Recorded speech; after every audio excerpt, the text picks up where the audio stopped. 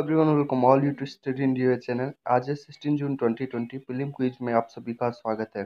पहले क्वेश्चन की ओर बढ़ते हैं।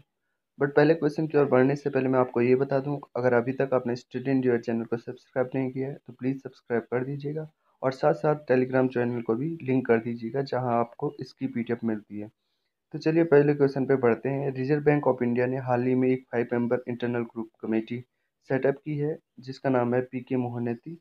आपको बताना है कि ये किस पर्पज़ के लिए सेटअप की गई है। ओके, तो जो पहला ऑप्शन है आपके पास, ये रिव्यू करेगी कि ownership guidelines and corporate structure किस तरीके का होना चाहिए इंडियन प्राइवेट सेक्टर बैंक्स में। दूसरा ये है कि ATM ट्रांजेक्शन में कस्टमर का प्राइस कितना होना चाहिए, उस चीज़ को रिव्यू करेगी। और इसका जो मेन ऑब्जेक्टिव होगा या ब्रॉडर ऑब्जेक्टिव होगा कि जो ATM मशीन है उनको रूरल्स एरिया में पेनिट्रेशन किया जाए उनका।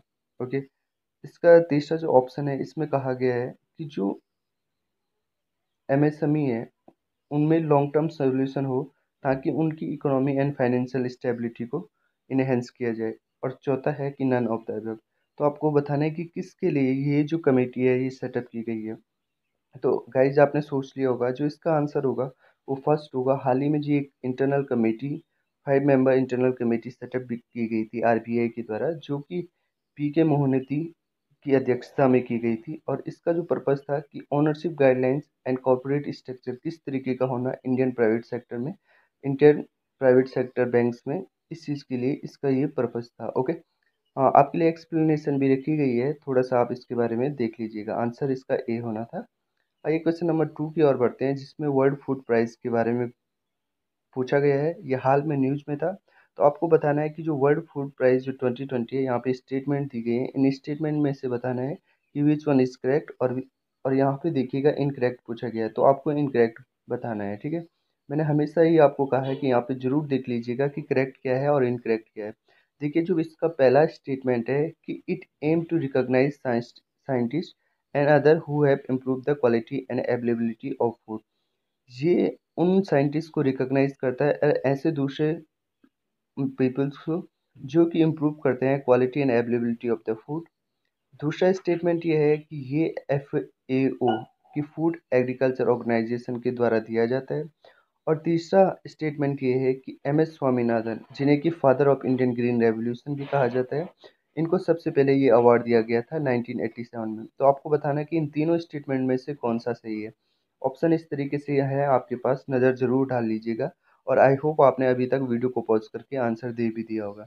देखिए, यहाँ पे इनकरेक्ट पूछा गया है तो हमें इनकरेक्ट ऑप्शन पे टिक मार्क करना है। ठीक है, देखिए, it aim to recognise scientist and other who have improve the quality and availability of food. क्या आपको ये लग रहा है कि बिल्कुल सिंपल सा स्टेटमेंट है जो बिल्कुल सही होने की संभावना है? ये तो सही हो जाएगा। क्या ये जो फूड ये अवार्ड है ये FAO के द्वारा दिया जाता है? ये सोचने वाली बात है, थोड़ा सा इसको मार्क कीजिएगा। MS स्वामीनाथन, जो कि father of Indian green revolution है, इनको सबसे पहले दिया गया है। तो इन दोनों स्टेटमेंट में आपको कन्फ्यूजन हो सकता है। तो अगर आपको पहला ऑप्शन पता है कि ये सही है तो ये दो ऑप्शन कट हो जाते हैं। तो आपके पास सिर्फ दो ही चॉइस बची, या तो A सही होगा या तो C सही होगा। देखिए, ऐसे में आप थोड़ा सा इंटेलिजेंस लगा सकते हैं कि कौन सा सही है कौन सा गलत है। तो देखिएगा, जो ये प्राइस है ये FAO के द्वारा नहीं दिया जाता है। तो इसमें सेकंड गलत है और सिर्फ यही ऑप्शन गलत है। तो यहाँ पे हमें इनकरेक्ट पूछा गया था, तो सिर्फ इसका आंसर A हो जाएगा। ओके, तो इस तरीके से जैसे मैंने 50-50 चांसेस कर दिए थे, तो इस तरीके से आपको, जब आप UPSC का प्रीलिम्स दे रहे हैं तो आपको 50-50 चांसेस बनाने हैं क्वेश्चन के, और फिर जाके इंटेलिजेंस केस लगाना है जहाँ पे आप कन्फ्यूज होते हैं। ओके, क्वेश्चन नंबर यहाँ पे थोड़ा सा इसके बारे में दिया गया है। देखिए, ये FAO के द्वारा नहीं दिया जाता है, ये दिया जाता है वर्ल्ड फूड प्राइज फाउंडेशन के द्वारा, जो कि USA में है। ओके, और डॉक्टर MS स्वामीनाथन, जिन्हें कि father of Indian green revolution कहा जाता है, इनको 1987 में सबसे पहली बार दिया गया था। और इस जो ये वर्ल्ड फूड प्राइज था इसको स्टैब्लिश ही 1986 में किया गया था। ओके, चलिए क्वेश्चन नंबर 3 की ओर बढ़ते हैं। और क्वेश्चन नंबर 3 सिंपल सा है। लोनार लेक, जिसपे कि स्टडी इंडिया ने एक डिटेल वीडियो बनाई है, प्लीज़ आप देख लीजिएगा करंट इशू एनालिसिस की प्लेलिस्ट में जाके। इसके बारे में दो स्टेटमेंट दी गई है। इसमें बताया गया है कि ये फ्रेश वाटर लेक है and only non meteoroid crater in basaltic rock. Okay, ये एक केवल जिसे हम जानते हैं मेटेरॉइड क्रेटर है बेसाल्टिक रॉक में। और दूसरा ये है कि ये एक notified national geo heritage monument है।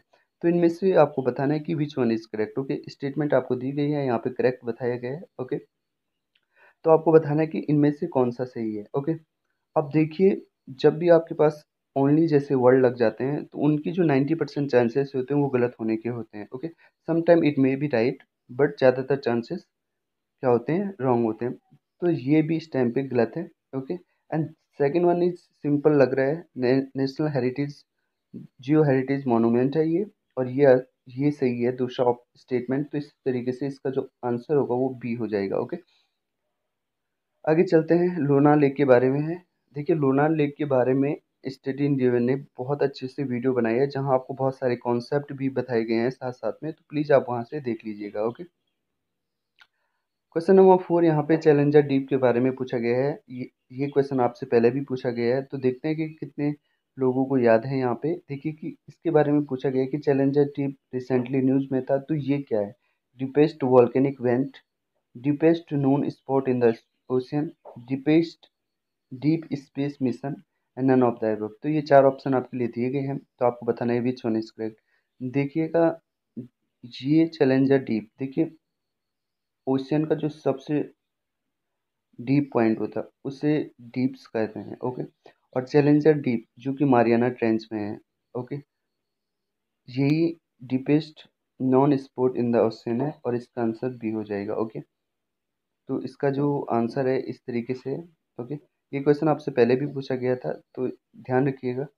लास्ट में जो आपका जो फिफ्थ क्वेश्चन है, देखिए हम फिलहाल पांच ही क्वेश्चन रख रहे हैं आपके पास, और एक दिन में न्यूज इतनी ही होती है, जो इंपॉर्टेंट क्वेश्चन है उन्हीं को यहाँ पे रखा जाता है। तो मैं चाहता हूँ कि आप डेली बेसिस पे हमसे जुड़े रहें, और हम वादा करते हैं कि प्रीलिम्स तक आपकी जो ये प्रिपरेशन है इसको कराते रहेंगे। सो प्लीज़ चैनल को सब्सक्राइब जरूर कर दीजिएगा।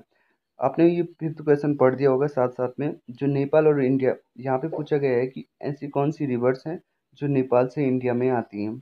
सबसे पहले यहाँ पे ऑप्शन है गंडक, दूसरा है कोसी, तीसरा है घाघरा। आपको बताना है कि करेक्ट पूछा गया है यहाँ पे, ठीक है? तो करेक्ट आंसर बताना है आपको।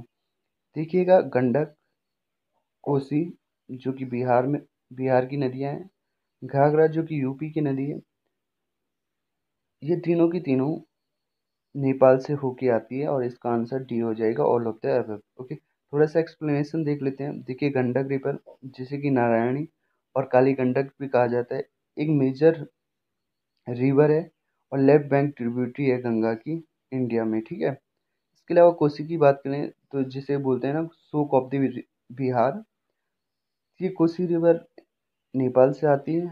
ओके, और गंगा को ज्वाइन करती है लेफ्ट बैंक की साइड से। ओके, घाघरा रिवर की बात करें तो करनाली भी कहते हैं इसे, और ज्वाइन होती है शारदा में, और बाद में फिर ये घाघरा के रूप में लेफ्ट बैंक की ट्रिब्यूटरी है गंगा की। ओके, तो इस तरीके से आज का सेशन था। आई होप आपको एंजॉय करा होगा। डेली बेसिस पे हमारे साथ जुड़ते रहिएगा, हम डेली बेसिस पे आपके लिए ये क्विज लेके आते रहेंगे, और साथ साथ में चैनल को सब्सक्राइब एंड शेयर करते जाइएगा। लाइक जरूर कीजिए वीडियो को अगर पसंद आती है तो। Thank you for the day.